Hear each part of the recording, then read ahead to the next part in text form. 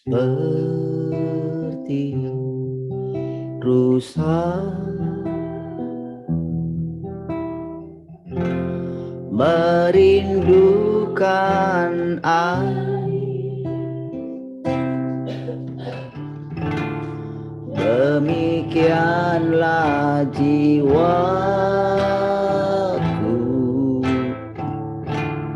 merindukan Engkau. Ku berharap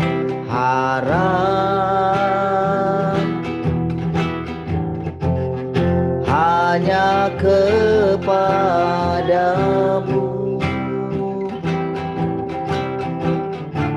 ku sembah Kau Allahku, Tuhan dan Rajaku. Kaulah sungai kehidupanku yang mengalir, segarkan jiwaku. Engkau Yesus pengharapanku, ku sembah Kau dengan segenap hatiku.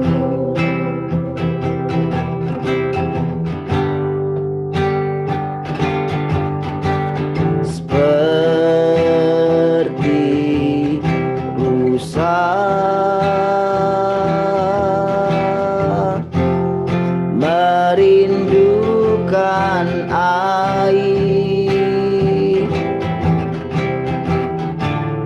demikianlah jiwaku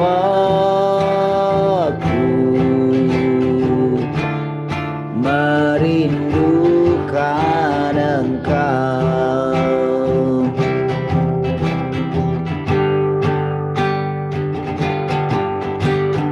Ku berharap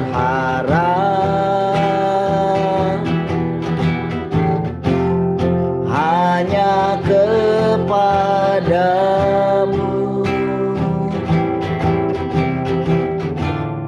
ku sembah Kau Allahku, Tuhan dan Rajaku. Kaulah sungai kehidupanku yang mengalir, segarkan jiwaku. Engkau Yesus pengharapanku, ku sembah Kau dengan segenap hatiku. Kaulah sungai, Kaulah sungai kehidupanku yang mengalir, segarkan jiwaku. Engkau Yesus pengharapanku, ku sembah Kau dengan segenap hatiku. Ku sembah Kau dengan segenap hatiku. Ku sembah Kau dengan segenap hatiku.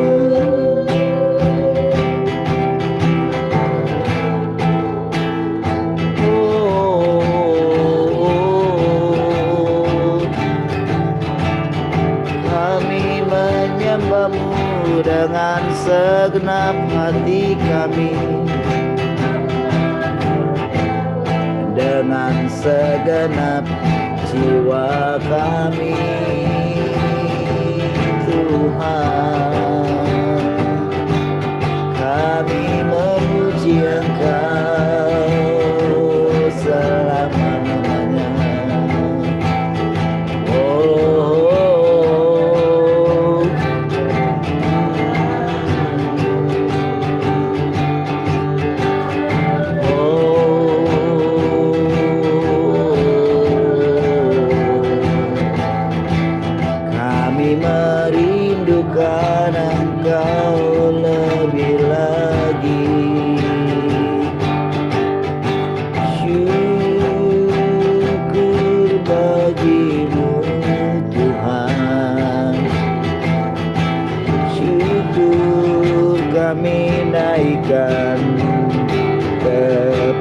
padamu.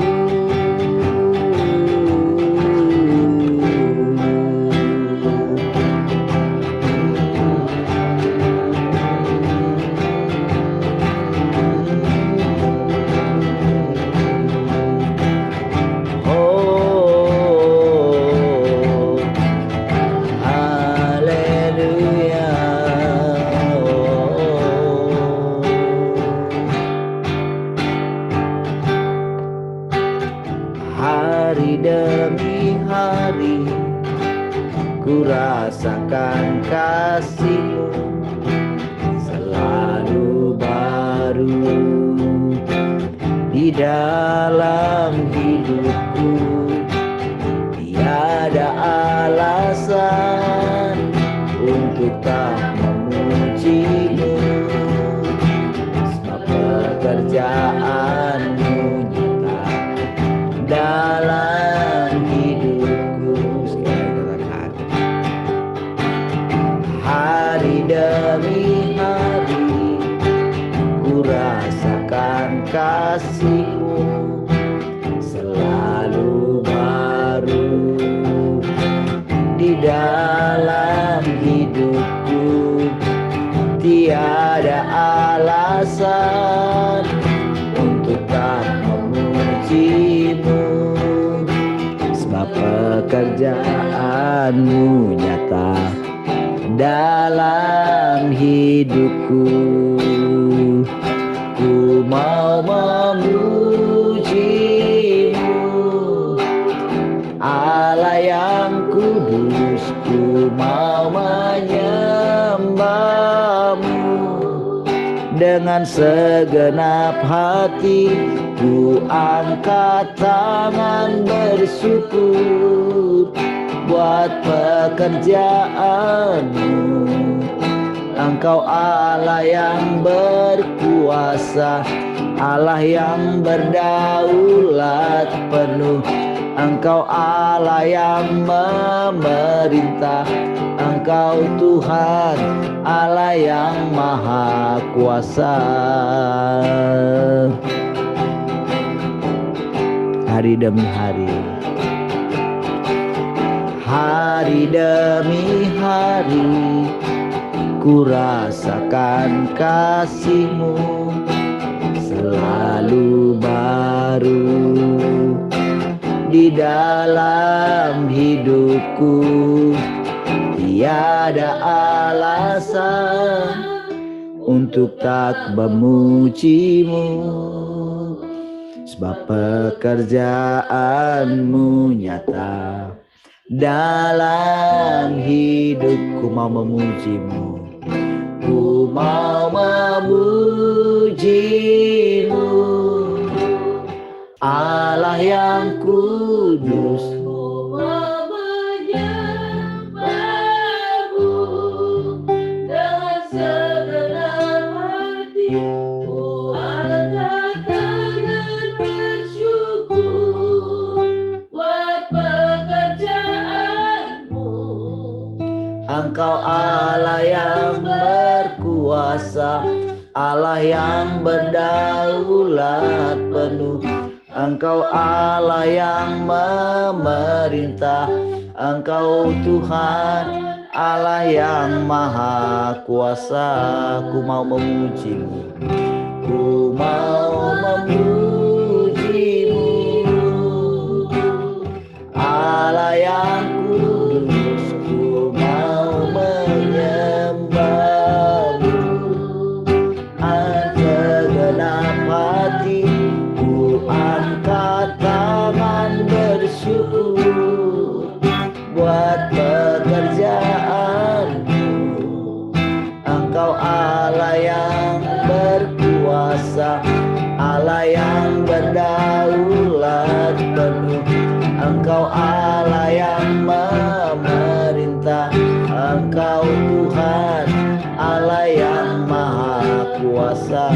Engkau Allah yang berkuasa, Engkau Allah yang berkuasa, Allah yang berdaulat penuh.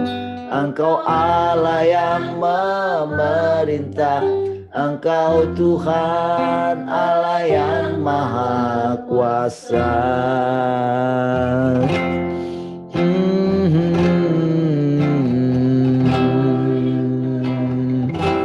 Kau berkuasa, Kau memerintah, Kau berdaulat penuh atas hidup kami. Oh, kami bersyukur buat anugerah-Mu. Kami bersyukur sebab Engkau baik. Oh,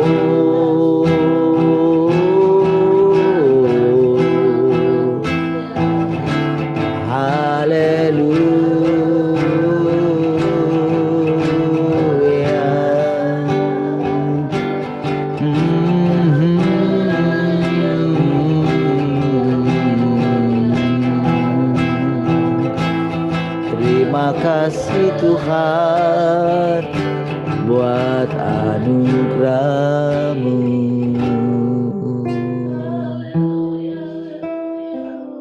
Terima kasih Tuhan, kami bersyukur pagi hari ini. Terima kasih. Setiap kali kami datang di hadirat-Mu, Engkau menyatakan isi hati-Mu bagi kami. Terima kasih Tuhan. Kami terus diterangi oleh perkataan-perkataan-Mu, dan kami boleh hidup di dalam setiap perkataan-perkataan-Mu. Perkataan-perkataan yang kami dengarkan itu menjadi atmosfer atau suasana yang kami hidupi. Oh, kami boleh mengalami Engkau setiap hari Tuhan. Terima kasih, Engkaulah kehidupan itu sendiri Tuhan. Terpujilah Tuhan. Haleluya. Mari sama-sama katakan amin. Baik, puji Tuhan. Shalom semua. Baik, adakah di antara saudara yang mau cerita, sharing? Silakan. Sudah lama pada nggak sharing yang di luar studio. Mak Tian sudah lama nggak sharing. Aman-amankah di PT?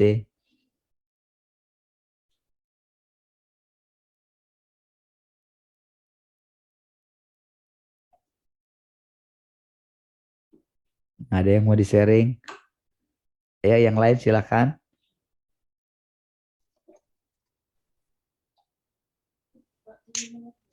Shalom ya. Shalom.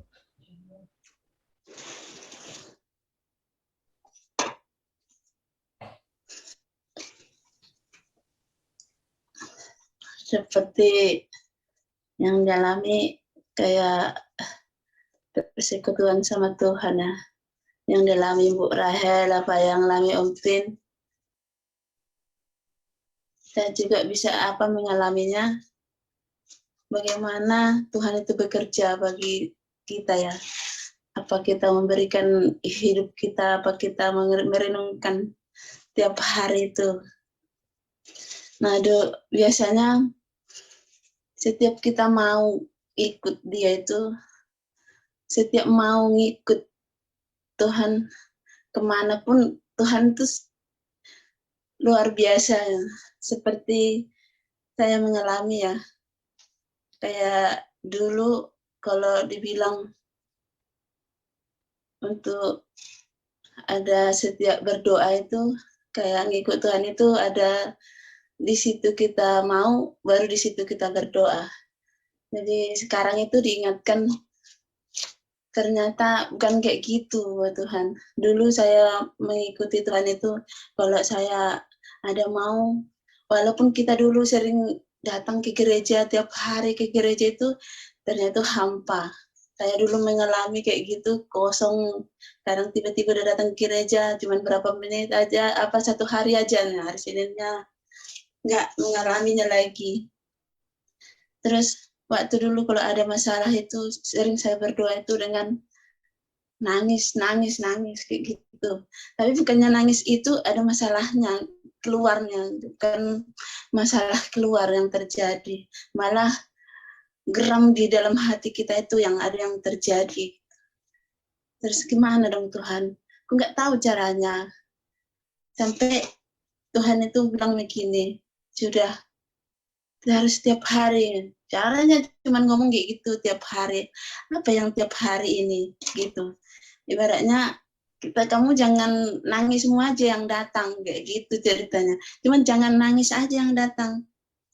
Terus merenungkan Tuhan itu ya harusnya walaupun udah dibilang tiap hari udah datang tiap udah ke gereja, emang aku pernah absen karena ini, tapi kita nggak mengerti jalan Tuhan itu. Iya, nggak pernah, tapi bagaimana caranya waktu datang kepada Tuhan tiap hari kayak gini, semua disingkapkan kayak gitu ya, semua disingkapkan, dan hari-hari demi hari pun yang kita jalankan itu dengan tenang. Dulu setiap saya ada mengalami di dalam keluarga saya ini, asal ada mau masalah aja aku duluan nangis. Di dalam masalah duluan aja aku dulu berdoa, tapi nggak ada jawaban. Lalu geram aja gitu. Tapi setiap hari-hari ini yang kualami di dalam hidup ini boleh merasakan tenang dan sejuk gitu. Walaupun saya mungkin udah mengalami itu, tapi si sejuk itu seperti yang dialami kemarin itu. Walaupun di dalam satu PT itu entah masalah apapun seberat apa itu, saya nggak pernah namanya langsung khawatir kok bisa tenang ya. Apa ini Tuhan ya di dalam hatiku kayak gitu. Terus seperti mengalami waktu hari itu ya,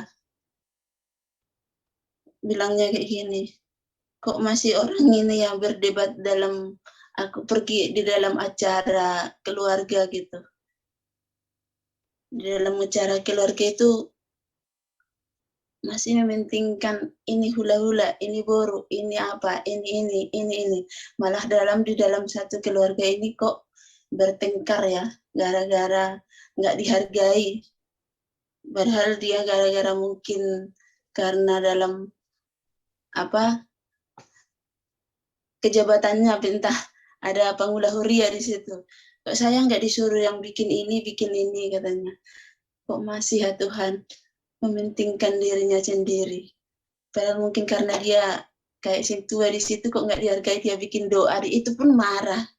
Padahal kalau dia dihunjuk berdoa itu bukannya dia tahu apa ada bunyinya, tapi karena jabatannya itu boleh dipanggil, dia itu berdoa, pada dia itu mengungkapkan kata-katanya di situ.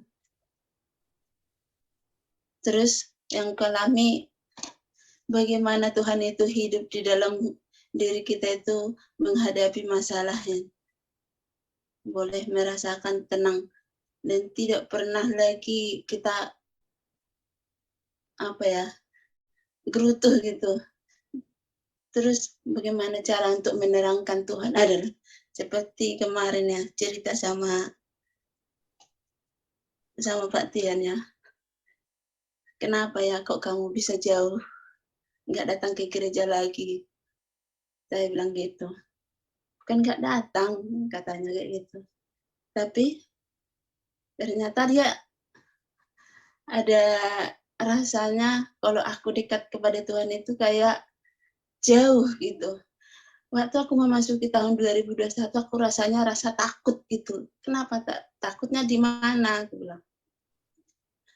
Iya, waktu aku tuh kayaknya aku alami dalam hidup 2021 kemarin tuh kayaknya hampa ya, benar.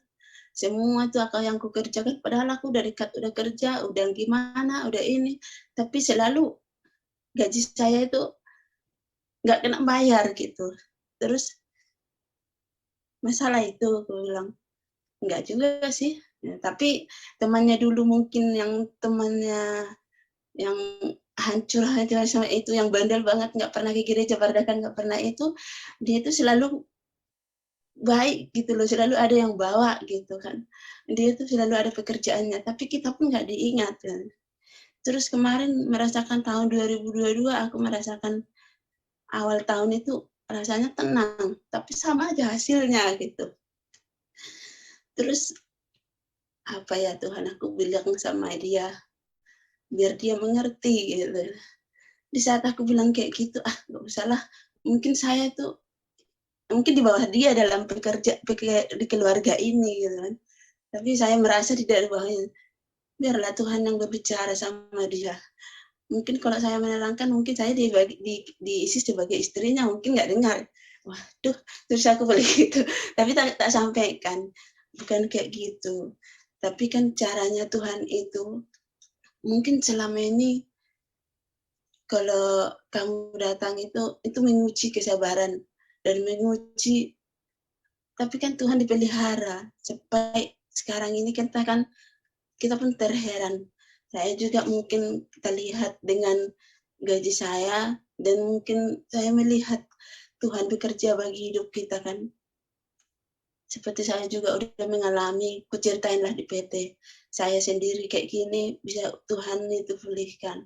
Sama seperti kita di sini.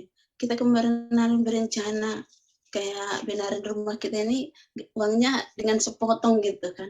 Tapi apa yang Tuhan kerjakan bagi kita?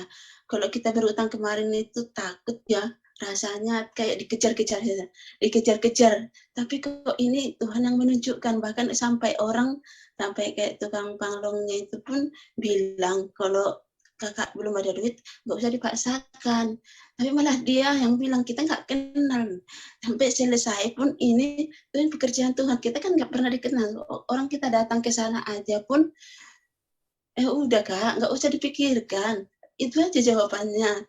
Tapi kita harus meminta bilang kayak gini aja, "Ya udah seberapa uang ada Kakak, segitu dulu kasih, nggak usah terlalu repot," katanya.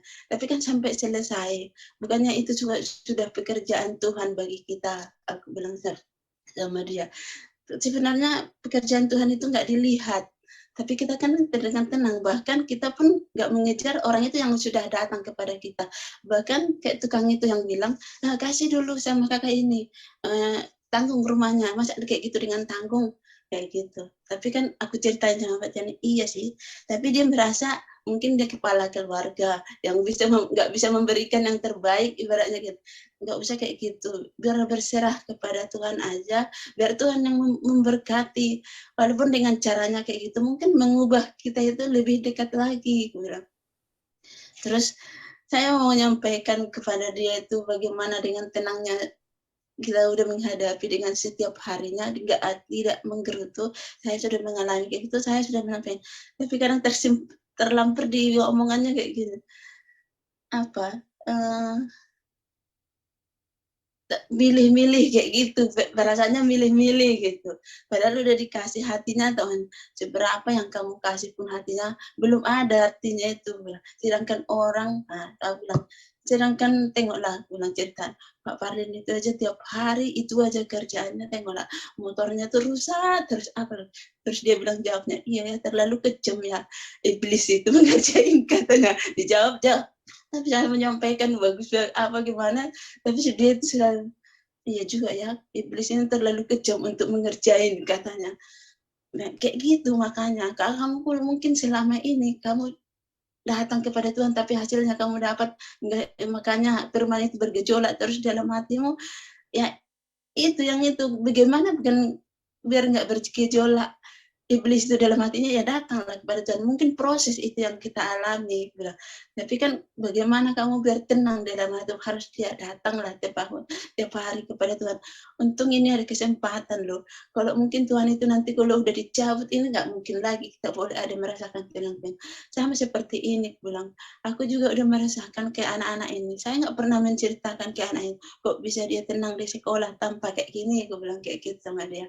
Tapi saya bilang kayaknya kalau mau nyampein sama dia tuh kayak hati-hati gitu kan.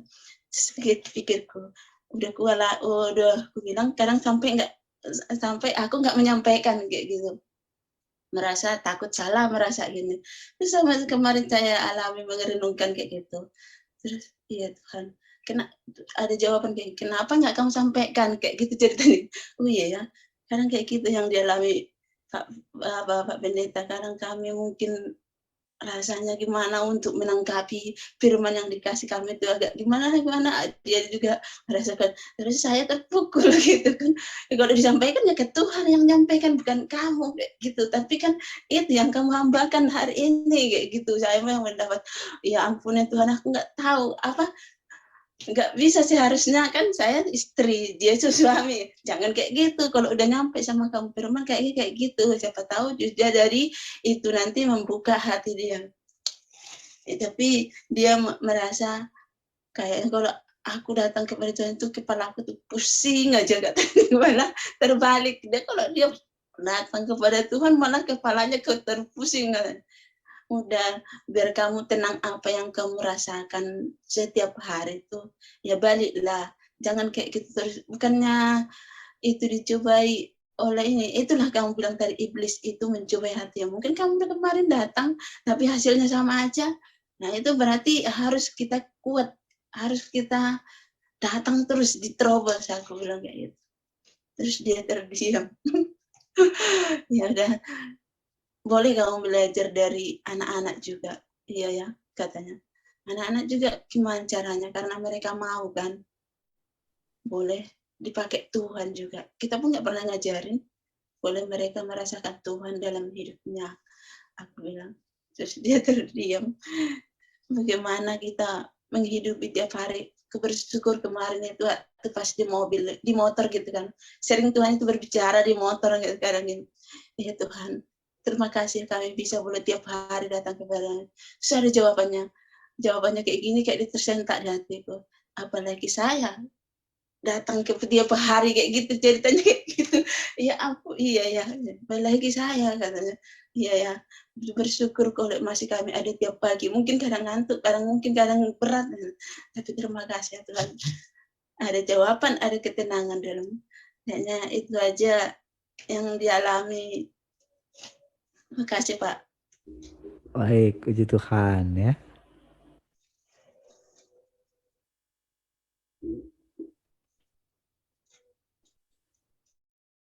Oke, puji Tuhan ya. Satu saja hari ini ya. Baik, saudara.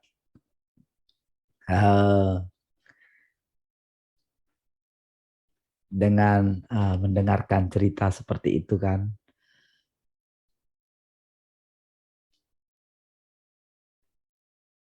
itu membuktikan saudara kita mengalami sendiri Tuhan itu gitu. Sesuai dengan keadaan kita gitu. Ya. Seperti dikatakan yang terakhir tadi kan.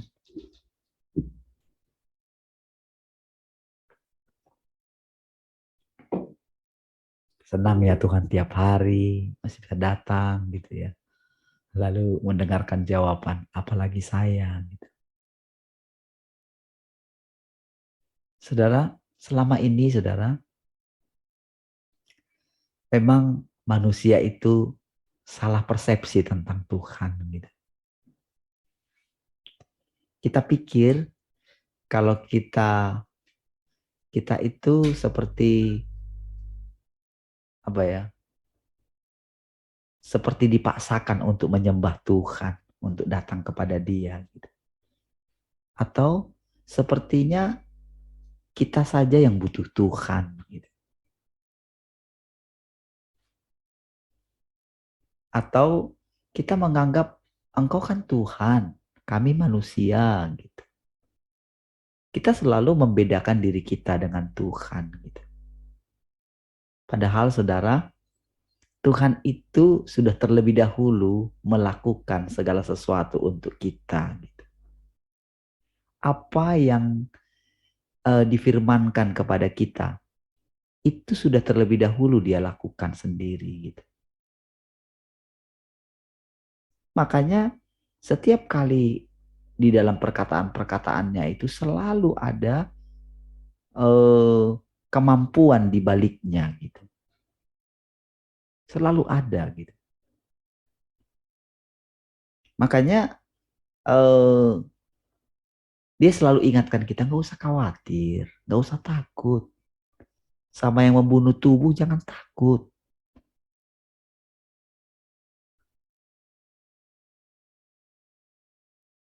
Karena tubuh itu sementara gitu. Casing aja.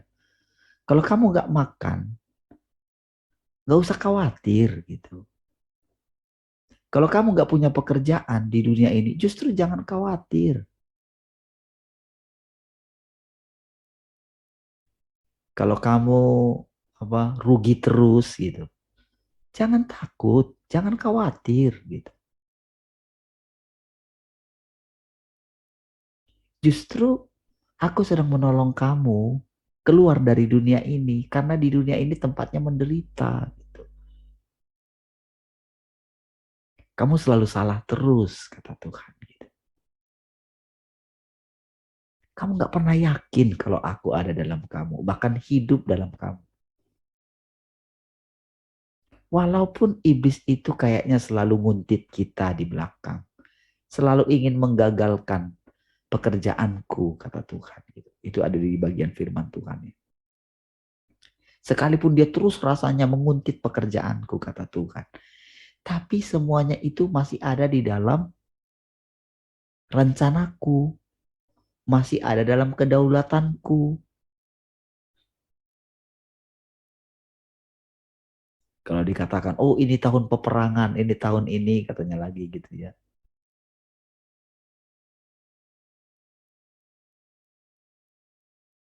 Seolah-olah Tuhan bukan di atas segalanya gitu. Jadi saudara, ketika kita fokus melawan si jahat, bagaimana ingin menghindar dari segala kekejamannya, justru kita itu sudah kalah gitu.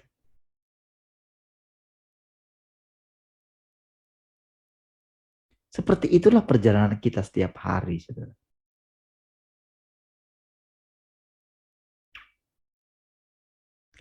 Dia menginginkan kita memandang dia, bergantung sepenuhnya kepada dia. Karena dengan cara seperti itulah, apapun usaha si jahat, itu nggak bisa.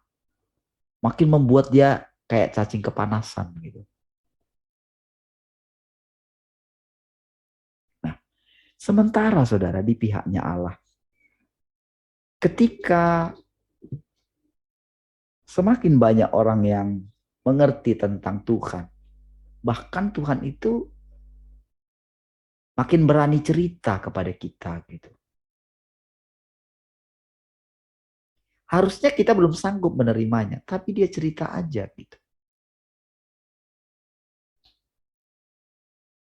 Karena kalau dia nggak cerita, kita tidak akan bisa mengalami Allah sebagaimana adanya Allah itu. Kita salah terus menilai Tuhan gitu. Kita terus dengan konsep-konsep kita yang lama tentang Allah itu.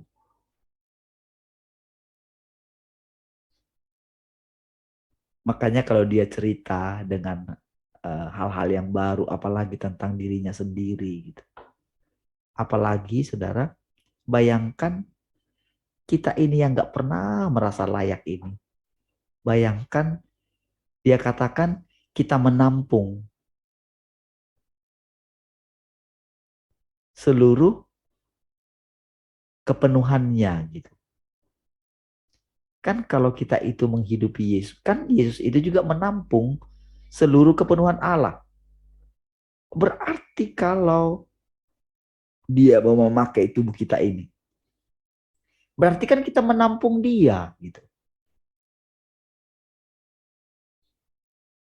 Jadi kita itu sampai merasakan apa yang dirasakan oleh Tuhan gitu. Apalagi kalau dia cerita tentang hatinya yang paling dalam itu, yang nggak pernah dimengerti oleh manusia gitu. Apalagi kalau dia ngomong kayak gini, mungkin ya, akulah satu-satunya pribadi yang paling nggak ada teman nih, gitu, yang bisa kuajak curhat gitu. Kamu kan curhat sama aku udah sering gitu. Itu mah udah biasa gitu. Tapi aku curhat sama kamu,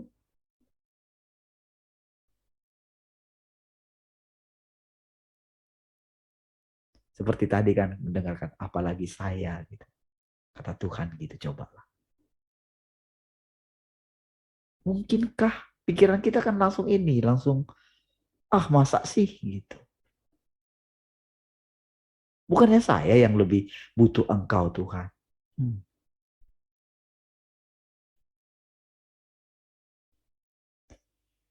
Kita tergantung satu dengan yang lain. Bukankah seperti itu suami istri? Atau antara bapak dengan anak?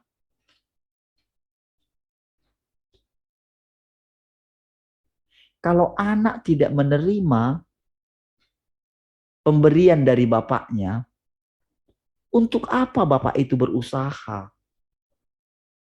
Untuk apa dia kerja kalau nggak ada yang akan menikmati pekerjaannya dia? Kan seperti itu kan. Makanya seorang ayah akan mencoba bekerja dengan sekuat tenaga demi anak.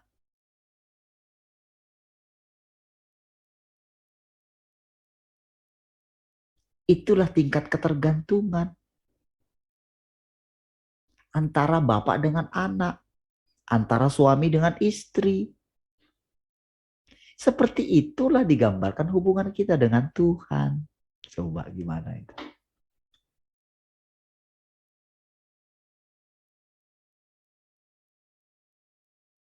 Lalu pekerjaannya itu makin meluas. Ketika dia mau menaklukkan segala sesuatu, dia taklukkan dengan apa, saudara? Saudara, kemuliaannya itu, kemahakuasaannya itu dia sembunyikan. Gitu. Supaya kita semua ciptaan ini bungkam. Gitu. Nggak bisa, kita jadinya nggak bisa menyalahkan Tuhan.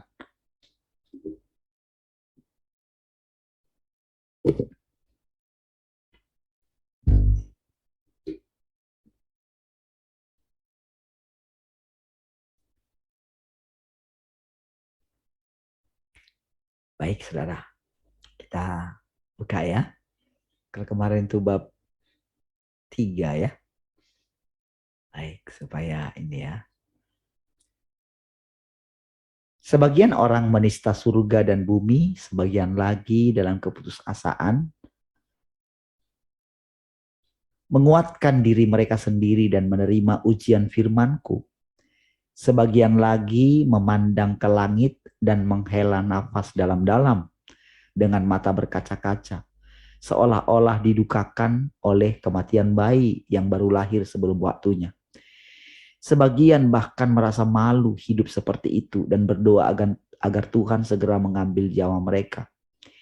Sebagian lagi menghabiskan waktu sepanjang hari dalam kebingungan, seolah-olah mereka baru saja sakit parah dan belum pulih akal sehatnya. Sebagian lagi setelah mengeluh diam-diam pergi, dan sebagian lagi masih memujiku dari tempat mereka. Meskipun mereka tetap agak negatif. Saat ini, ketika segala sesuatu disingkapkan, aku tidak perlu berbicara lagi tentang masa lalu. Yang lebih penting adalah bahwa engkau seharusnya masih mampu setia dari posisi yang kuberikan kepadamu saat ini. Sehingga engkau semua mendapat perkenananku. Dan segala yang engkau semua katakan adalah hasil dari pencerahan dan peneranganku. Bahwa apa yang engkau semua hidupi pada akhirnya adalah gambarku. Saya sangat ini sekali ya dengan perkataan-perkataan berikutnya. Kalau kemarin kan kita membahas beberapa kalimat saja. Perhatikan ini saudara. Dikatakan, aku ingin gitu. Sehingga engkau dan segala yang semua engkau katakan adalah hasil dari pencerahan dan peneranganku. Tahu nggak kenapa begitu, saudara? Ya.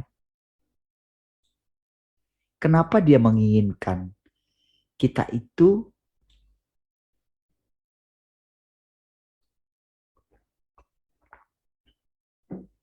Kenapa dia tidak mau mengingat lagi segala masa lalu kita? Entah apapun yang kita lakukan di masa yang lalu. Gitu. Dia tahu saudara memang kita itu kalau dikatakan saudara kita itu bodoh gitu ya. Sebetulnya memang begitu gitu. Kita selalu sulit sekali mengikuti langkah-langkah Tuhan gitu. Kita kuat sekali saudara. Perasaan kita terhadap diri kita sendiri. Jadi Tuhan itu apa ya? eh, sudah melihat dari generasi ke generasi gitu. Dia belajar daripada kehidupan manusia dari generasi ke generasi. Tak ada yang tampil menyatakan hukum. Gitu. Tak ada yang mewariskan Allah.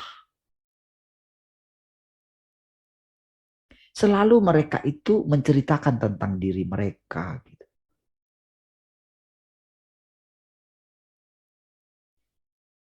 Jadi ketika saatnya ini tiba sekarang dia itu bercerita sendiri.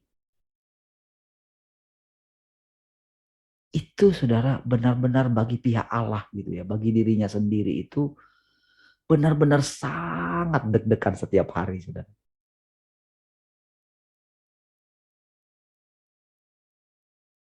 Karena dia tahu risikonya saudara. Dia punya banyak pengalaman orang-orang yang menentang dia. Sehingga harus disingkirkan dulu sama dia. Setelah diberikan sekian waktu lamanya hidup gitu ya. Tetap gak sadar-sadar juga gitu. Tetap dia merasa dirinya eh, karena dirinya, karena kesungguhan hatinya. Maka dia punya pelayanan yang besar mungkin. Selalu tertipu di situ. Sayang sekali gitu. Selalu terlena dengan apa yang dia dapatkan. Kalau dia diberikan karunia misalnya membangkitkan orang mati, bernubuat,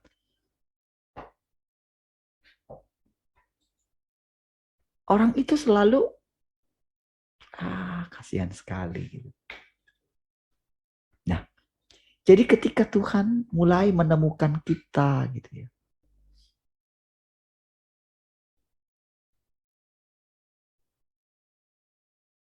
Ketika kita mengatakan sesuatu yang dicerahkan oleh dia, ya, maka kita itu seperti membuat satu atmosfer gitu yang akan kita hidupi.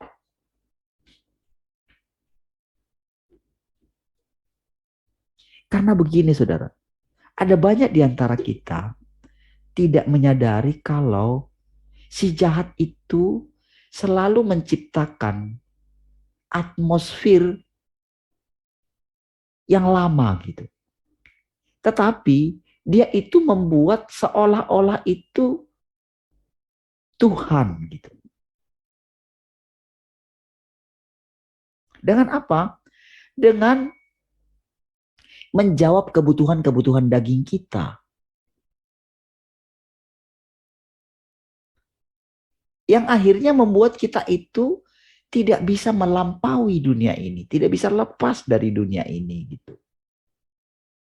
Sehingga ketika Tuhan mengatakan tadi perkataan tadi, aku ingin kamu mengatakan apa yang kucerahkan kepadamu gitu. Bukan apa yang dulu dicerahkan oleh orang-orang kudus yang dulu. Aku selalu baru, kata Tuhan. Jadi ketika kita mengatakan itu lewat mulut kita, maka itulah yang menjadi realita kita. Itulah yang menjadi pengalaman kita gitu.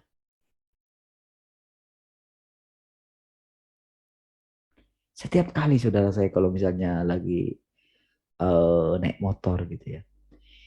Itu seperti selalu begini saudara. Jangan-jangan nanti kayak gini. Beneran terjadi gitu. Begitu saya mikirkan dikit aja gitu, beneran terjadi. Benar-benar itu setiap hari rasanya itu harus eh, dengan tenang fokus kepada Tuhan gitu. Kalau enggak, si jahat akan membawa kepada realita, karena realita itu melalui kita sendiri. Itulah resikonya ketika kita itu mulai dibawa kepada posisi kita yang sesungguhnya. Itulah sebetulnya yang membuat kita itu rasanya jadi nggak berani mengikuti Tuhan ini. Seperti yang dikatakan tadi.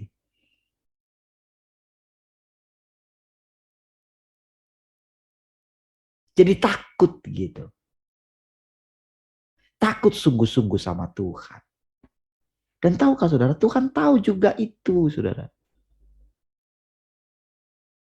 Makanya saudara,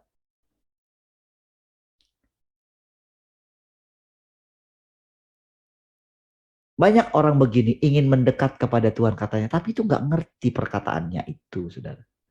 Karena yang dia pikirkan, kalau dia dekat dengan Tuhan, maka dia akan sehat, dia akan mengalami ini, dia akan tidak akan mengalami kerugian, dia dia akan lancar-lancar saja, dia akan diberkati berlimpah-limpah. Pikirannya terlalu sempit di situ saja.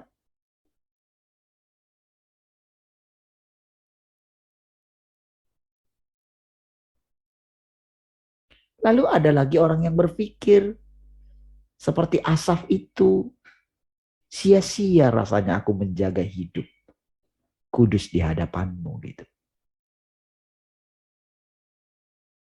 Tuhan tahu keadaan ini dan dia coba terangkan kenapa seperti itu. Supaya apa? Supaya kita terus maju bergerak. Karena ketika kita maju terus mendekatlah, disitulah letak keselamatan kita. Engkau seharusnya masih mampu setia. Oh, mana tadi ya? Oh, berarti kembali ke belakang sedikit ya.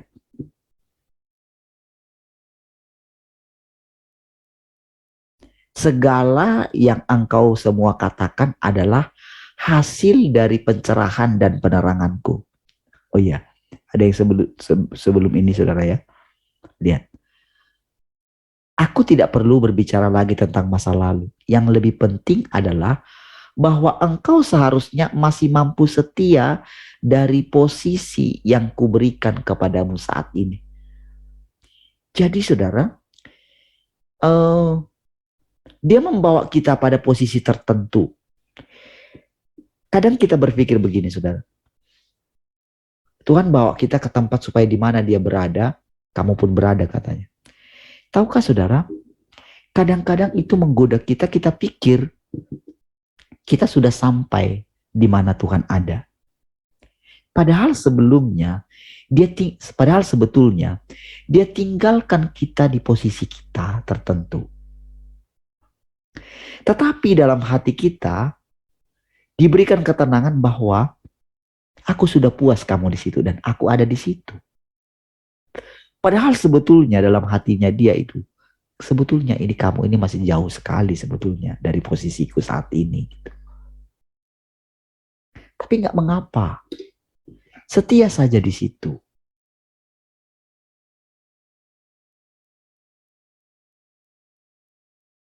Ada banyak, karena aku hidup lebih lama dari kamu gitu. Umurku itu nggak terhitung gitu.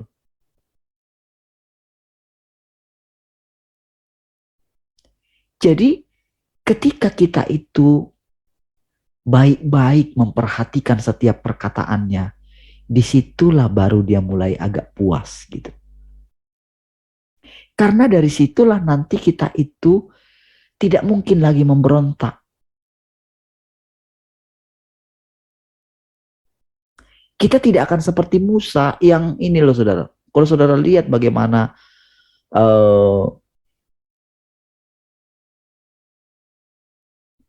ngototnya Tuhan terhadap Musa, itu rasanya malu-maluin loh. Kayak dia nggak punya yang lain gitu loh. Kayak dia nggak punya cara yang lain. Sampai Musa itu ketika dia mengetahui seperti itu, makanya dia itu sampai mau dibunuh oleh Tuhan loh.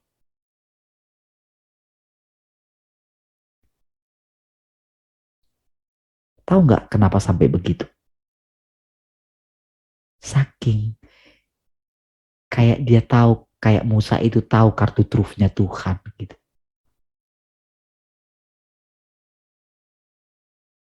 Oh ternyata Tuhan nggak mau kehilangan saya gitu. Itu kan sombong saudara. Itu kan sama seperti Wasti kan. Yang dia tahu kalau raja itu sangat mencintai dia. Sehingga ketika dipanggil dia nggak datang. Raja itu saudara kayak stres loh. Karena kayak dia tahu si Wasti ini kayak dia tahu kartu trufnya. Bahwa si raja nggak bisa kehilangan si Wasti itu.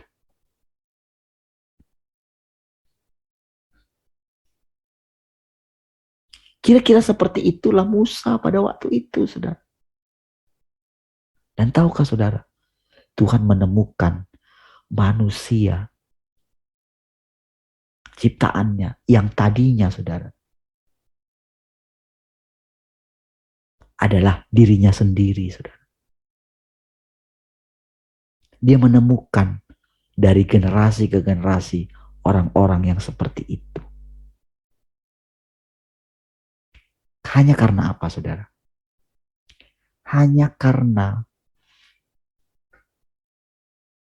tidak ada orang yang pernah mengerti tentang hatinya Tuhan.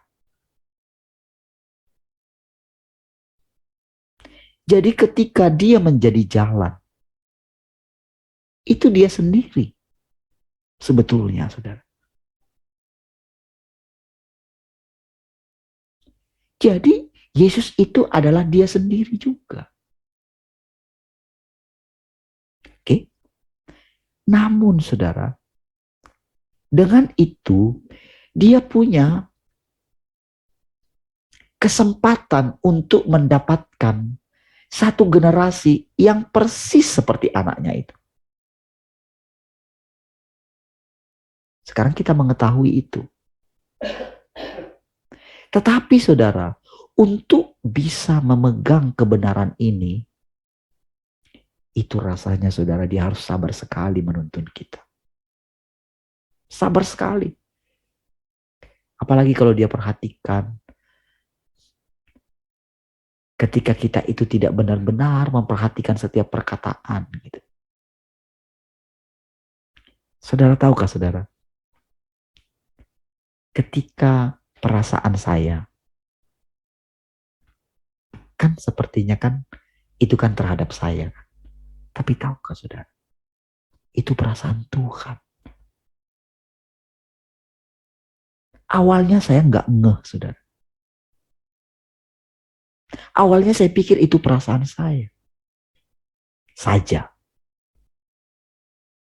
Tapi ternyata saudara, itu perasaan dia yang terdalam.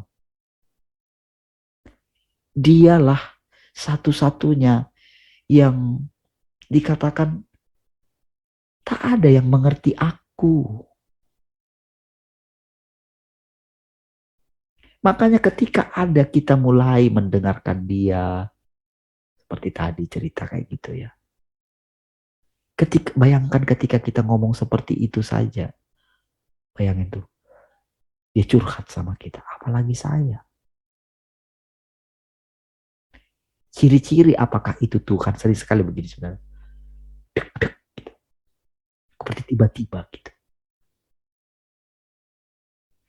Dan coba saudara renungkan. Ikuti irama pembicaraan Tuhan itu dalam hati saudara.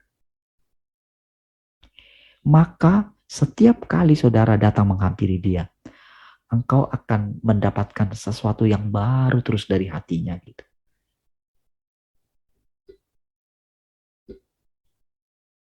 Dan waktu-waktu yang akan engkau lewati bersama dengan dia, itu rasanya begini, saudara.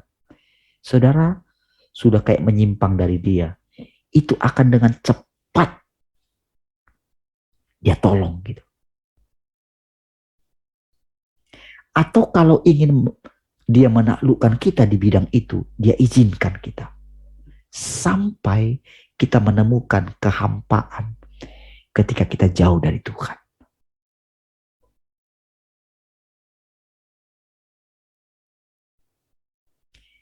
Tapi bagi orang yang memang tidak menghargai perkataannya, dibiarin malah.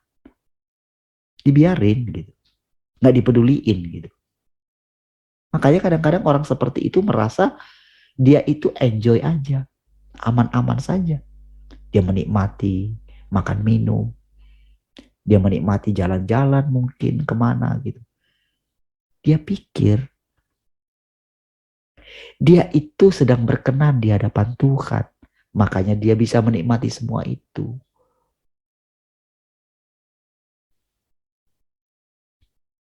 Tapi bagi kita yang sudah masuk ke dalam hatinya Tuhan, kita nggak akan dilepaskan gitu.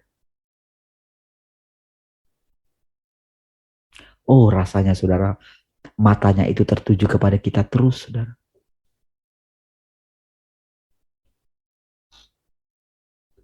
Kadang-kadang, saudara, dia tahu hati kita lagi nggak mood ya, lagi nggak ingin ngomong sama dia. Makanya dia nunggu di pintu hati kita, saudara. Dia nunggu.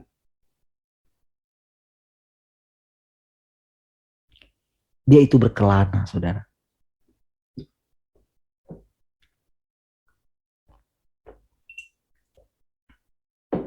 Berkelana dalam arti itu begini, saudara.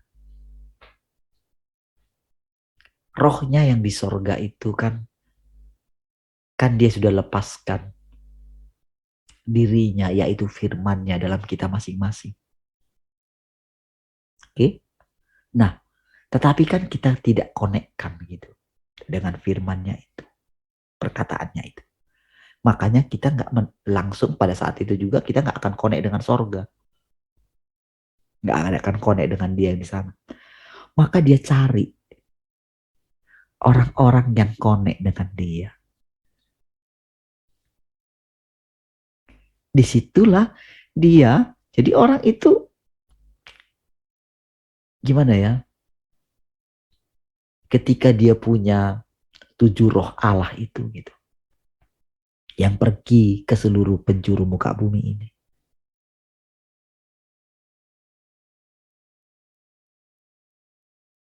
Dia merasakan, dia dipuaskan dengan hati kita yang paling dalam.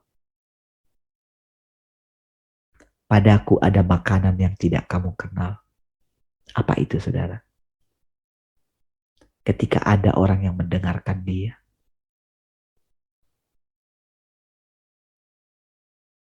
Ketika dia sharing dengan perempuan Samaria itu, saudara. Oh, saudara. Dia sangat tersentuh dengan susahnya hidup perempuan Samaria itu. Betapa menderitanya dia. Dan ketika perempuan Samaria itu menyadari keadaannya,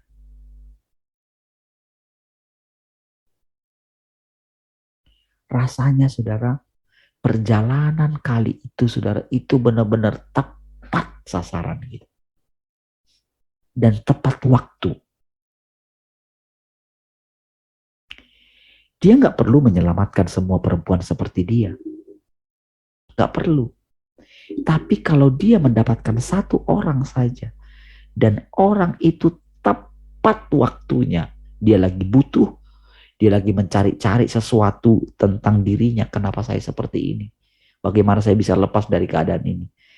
Dan Tuhan benar-benar sadar bahwa perempuan itu telah berjumpa dengan Tuhan itu sendiri. Makanya kan dia bilang, kalau engkau tahu siapa dia yang berbicara kepadamu.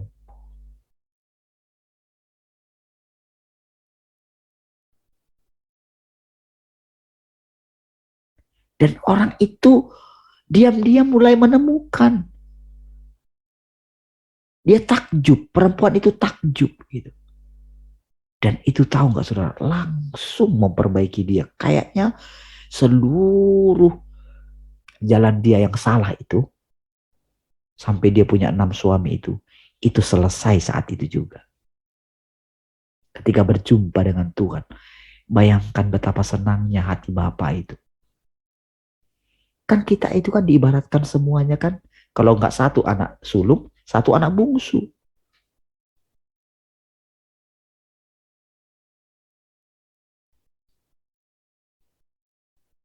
Bayangkan, dialah mungkin orang yang paling terikat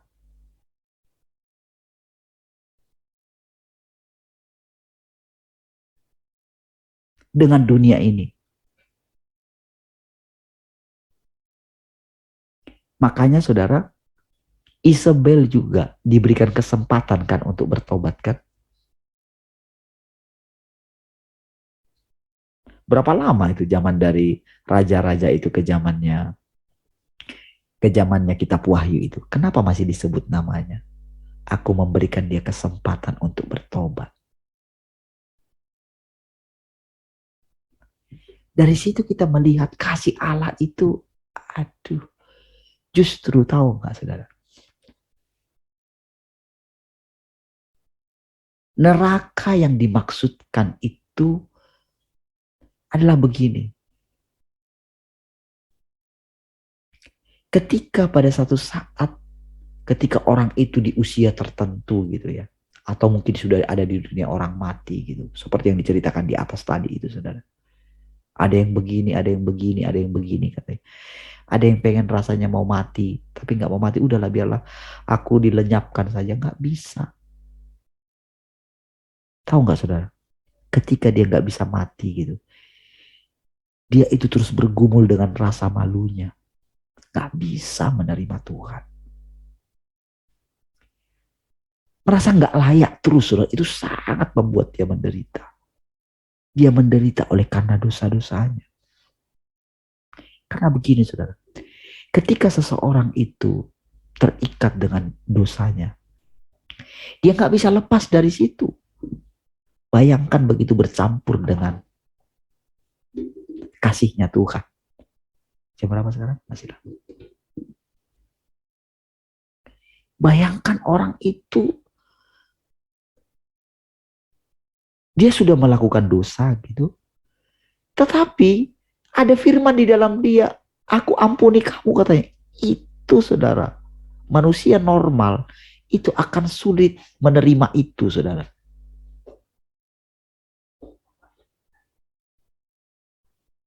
Saudara, kalau dia terus merenungkan tentang kasihnya, maka akan menjadi-jadi terus. Dia kan tersisa dengan itu. Nggak bisa lepas. Makanya saking malunya dia datang sama Tuhan. Udahlah biar saja mati saya.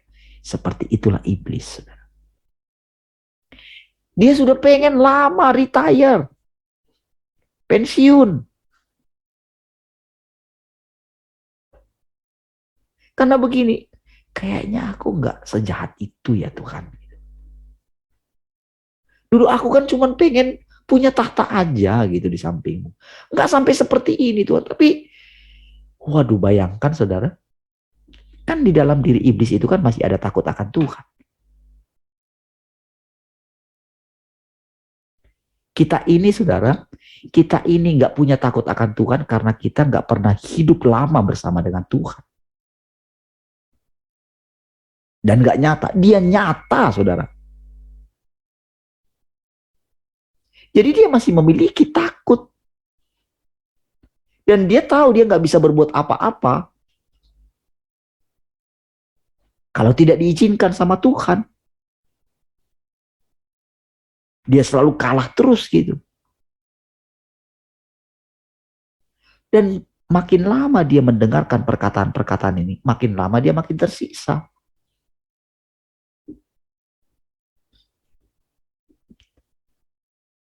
Dia itu senang, saudara, kalau ada yang ladenin dia. Kayak ngajak perang gitu kan. Dihancurin dia, makin senang dia, saudara. Karena apa? Ada kawan bicaranya dia gitu.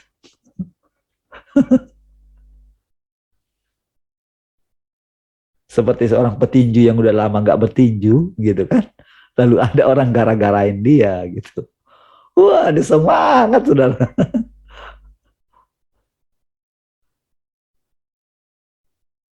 Apalagi yang lawannya ini sok-sokan gitu kan, rasa udah hebat gitu kan. Dia nggak tahu yang dilawan dia itu mantan juara dunia gitu kan. Anak kemarin sore datang nantangin dia gitu. Senang dia, saudara. Jadi dia hidup kembali gitu. Tetapi begitu seseorang dengan tenang ada di hadiratnya, dia mau coba ganggu gitu ya. Tetap tenang saja. Tetap memandang Tuhan. Sukacita kita itu penderitaan yang luar biasa bagi dia. Ucapan syukur kita, penyembahan kita itu kayak penderitaan yang luar biasa bagi dia. Karena memang dia diciptakan itu kepoin gitu loh. Jadinya gitu. Jadi dia pengen tahu apa yang ada dalam hati Allah. Tapi nggak bisa. Makanya dia kuntit kita terus.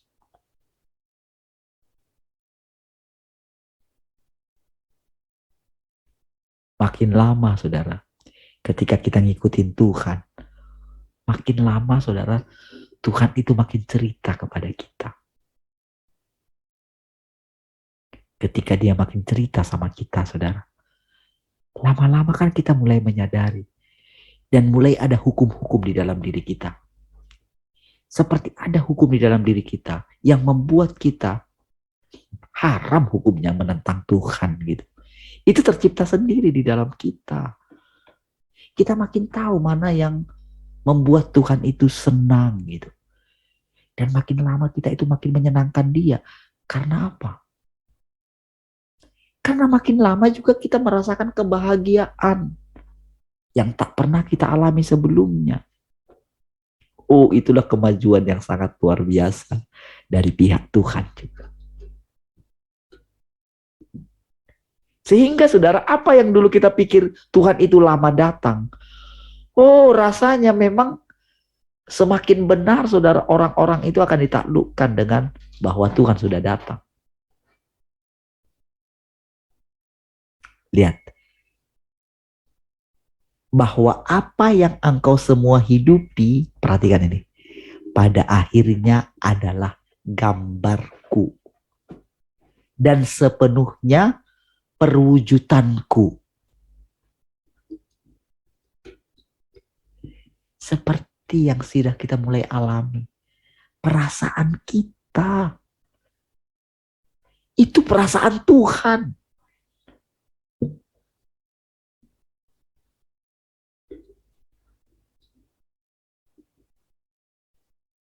Gambar Tuhan adalah gambar kita. Bukankah itu dalam kitab Kejadian demikian? Marilah kita menciptakan manusia menurut gambar dan rupa kita.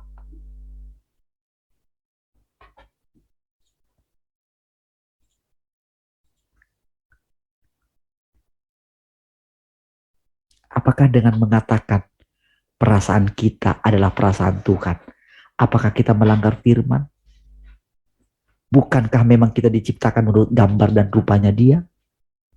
Ayo. Sekarang kita mulai menemukan sinkronisasi antara kita dengan Tuhan. Itu bahasa Indonesia sinkronisasi itu apa ya?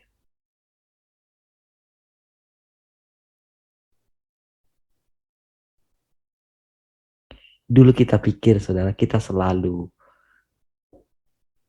berpikir tujuan kita datang di tahtanya, tujuan kita menjadi seperti Yesus.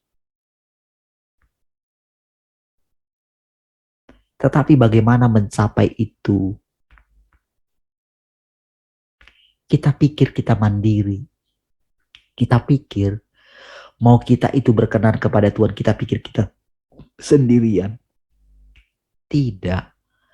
Kita harus disinkronkan dengan Dia. Itulah namanya aku dan Bapa satu.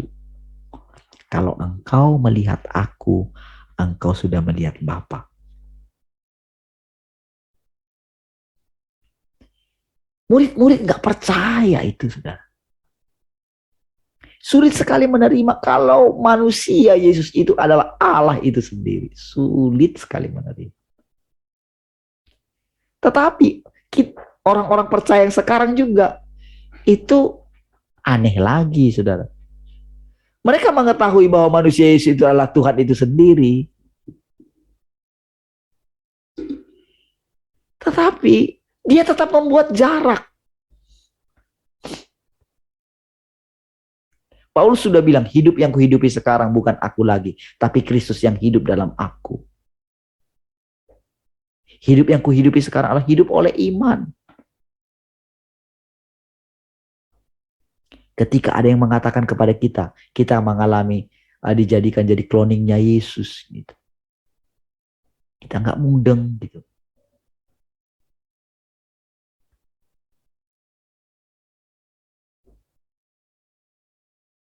Kita adalah gambaran dari apa namanya? Tadi adalah gambar apa yang engkau semua hidupi, alami, nah, gitu. Pada akhirnya adalah gambarku dan sepenuhnya perwujudanku. Itulah sebabnya, saudara, Tuhan berkali-kali bicara, jangan khawatir. Aku menyertai kamu sampai kepada kesudahan zaman, gitu. Jadi dia disiplinkan kita, saudara.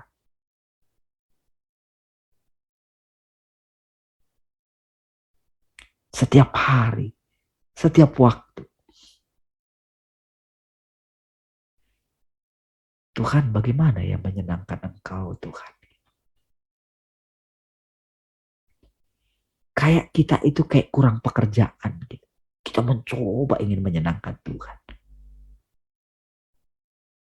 Kita belum benar-benar tahu apa arti duduk di kaki Tuhan. Kita sudah mau pergi dari kaki Tuhan. Kita pikir kita harus pergi ke satu tempat. Baru namanya kita melayani Tuhan. Kita duduk di kaki Tuhan.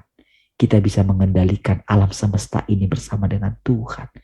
Itu firman Tuhan, saudara. Namun kita itu merasa gak mungkin lah. Siapa saya ini?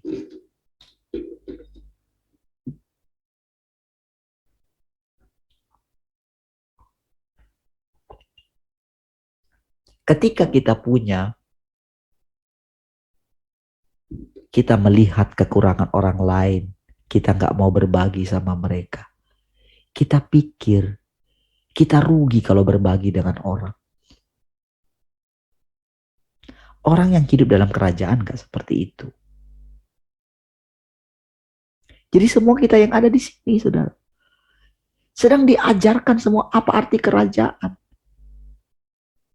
Kemurahan hati kita bersama-sama.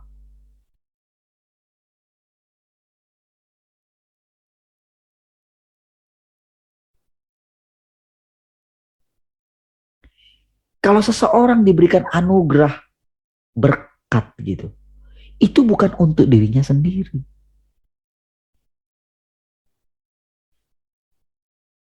Makanya Tuhan ajarkan itu di awal.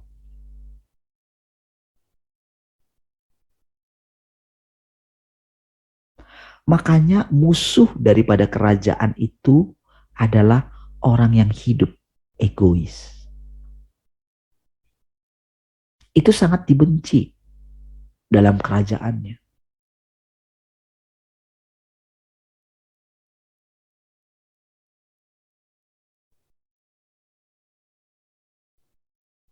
itu paling gak layak, saudara, ada di kumpulan kerajaannya. Orang yang hanya memikirkan dirinya sendiri.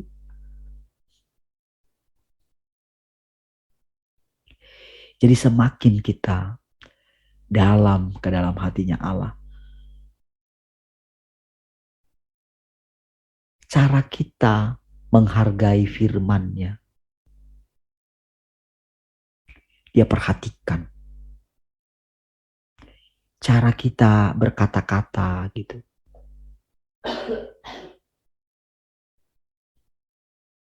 Cara kita dengan sabar mulai mau bicara apa gitu. Dia perhatikan gitu. Cara kita mau bergantung terus sepenuhnya kepada Bapa, Dia perhatikan.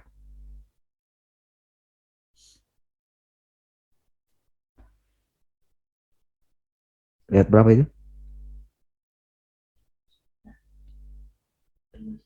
Oke, satu kalimat lagi ya. Firmanku dilepaskan dan diungkapkan di setiap waktu atau tempat.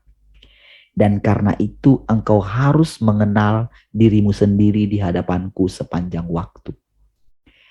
Karena saat ini bagaimanapun juga tidak seperti yang datang sebelumnya. Dan engkau tidak bisa lagi mengerjakan apapun yang engkau inginkan. Sebaliknya, di bawah bimbingan firmanku, engkau harus mampu menundukkan tubuhmu. Engkau harus menggunakan firmanku sebagai andalanmu. Dan engkau tidak boleh bertindak sembarangan. Semua jalan menuju penerapan yang nyata bagi gereja dapat ditemukan dalam firmanku. Mereka yang tidak bertindak sesuai firmanku menyinggung rohku secara langsung. Dan aku akan memusnahkan mereka. Karena segala sesuatu telah menjadi seperti sekarang ini, engkau semua tidak perlu merasa terlalu sedih dan menyesal tentang perbuatan dan tindakanmu di masa lalu. Karena itu akan memperlambat kita. Makanya dikatakan, di mana posisimu saat ini, tetaplah di sana. Kemurahan hatiku tak terbatas seperti lautan dan langit. Bagaimana mungkin kemampuan dan pengetahuan manusia tentang aku tidak kuketahui seperti aku mengenal punggung tanganku sendiri. Jadi dia tahu. Sampai di mana dia tahu semua.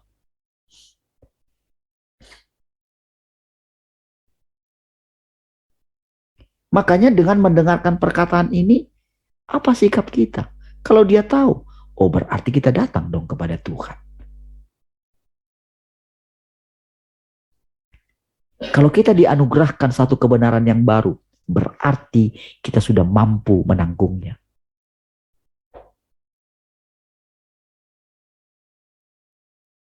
Kalau dia pecut kita dengan perkataan, kamu ini ceroboh, kamu itu bodoh gitu. Jangan takut dengan perkataan itu, karena itu pun firman Tuhan. Jangan tersinggung dengan perkataan itu. Wajarlah kita dibilang bodoh dibandingkan dengan dia yang sudah hidup beribu-ribu tahun, bermiliar-miliar tahun. Wajar dong kita bodoh. Kita nggak punya pengalaman. Apalagi baru berapa lama kita mulai mendengarkan perkataan itu. Wajar. Gak usah tersinggung dengan perkataan itu. Tapi kita memandang kepada Tuhan. Ya Tuhan. Ketika kita menangis pun gitu. Oleh karena kita mungkin malu rasanya. Belum bisa menyenangkan dia secara maksimal gitu. Jangan terlalu lama kamu malu. Udah kamu lupakan. Supaya kamu bisa berjalan gitu. Aku pun tidak mengingat-ingatnya katanya. Karena memang aku sudah berikan korban untuk itu. Aku sudah mati untuk pelanggaranmu kok. Sudah kutembus semua. Tetapi kalau kita diizinkan merasa kita sebentar malu gitu, ya lakukanlah dengan benar gitu.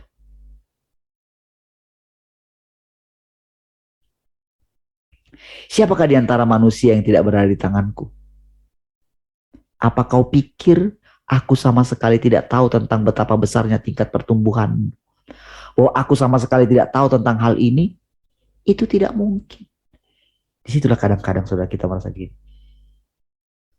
Apalagi kalau misalnya saya terlalu tinggi bahasa saya gitu ya. Bisa menjelaskan kayak gini. Kadang-kadang memang timbul keraguan dalam hati saya. Benarkah itu Tuhan?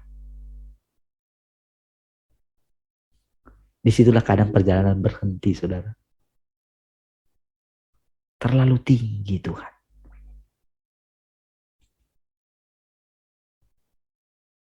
Gak sanggup aku Tuhan.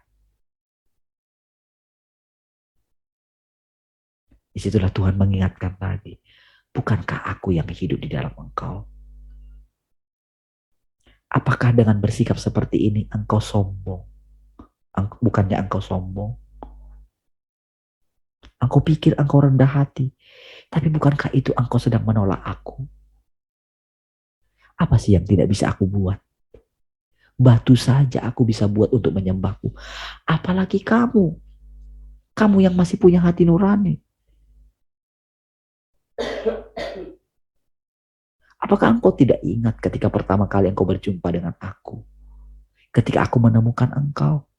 Lihat, apakah itu semua karena pekerjaanmu? Bukan kan? Engkau punya pengertian selama ini sampai sejauh ini. Apakah itu karena engkau? Bukan kan? Kenapa engkau tidak mau terus berjalan bersama dengan aku? Disitulah saudara. Ketika kita mulai makin menyadari ternyata semuanya adalah Tuhan. What is that? Salah tekan. Oh, ketekan ya. Sama Pak Janu. Baik saudara. Sudah lewat 5 saudara. Oke. Kita lanjutkan besok. Ya. Baik. Mari kita berdoa. Terima kasih Tuhan. Bersyukur pagi hari ini. Oh, dengan segala kesabaran Engkau mengajar kami. Engkau menuntun kami. Engkau memimpin kami. Oh, sepanjang hari ini kami mempersembahkan tubuh kami ini. Jiwa kami, bahkan roh kami sepenuhnya. Supaya Engkau boleh memakainya sebagai perwujudan-Mu Tuhan. Terpujilah Tuhan. Haleluya. Mari semua yang mengasihi Tuhan sama-sama katakan. Amin. Baik, Tuhan. Tuhan memberkati semua ya. Closing ya.